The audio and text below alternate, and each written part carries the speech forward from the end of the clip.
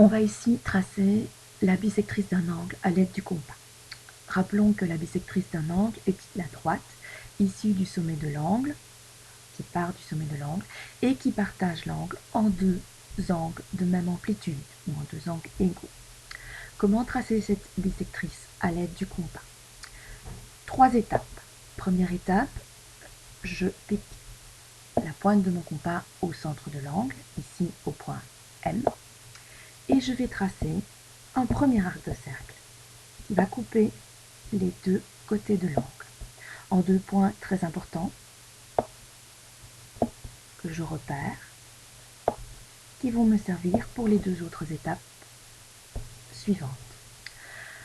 Je prends mon compas et je vais piquer là sur le premier point important que je viens de tracer. Là, je peux changer mon ouverture de compas, je peux l'ouvrir un peu plus grand si nécessaire, de manière à ce que, ou plus petit, de manière à ce que je puisse tracer et avoir mes deux arcs de cercle qui vont se rejoindre. À partir de là, je vais pouvoir faire un grand demi arc de cercle vers l'intérieur de l'angle, bien entendu.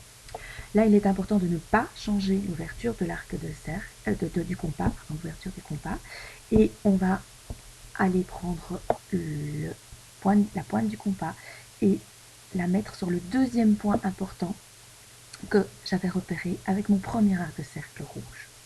Et je vais à présent tracer un deuxième arc de cercle vers l'intérieur de l'angle.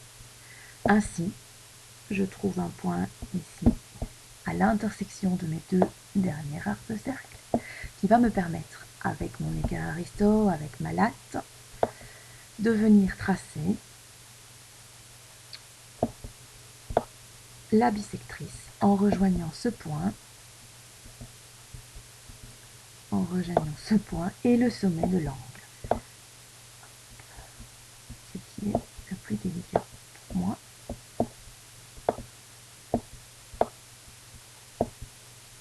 Avec le logiciel, voilà. Ainsi, je peux tracer en rejoignant mon sommet et l'intersection des deux derniers arcs de cercle, je peux ainsi tracer ma bisectrice de mon angle.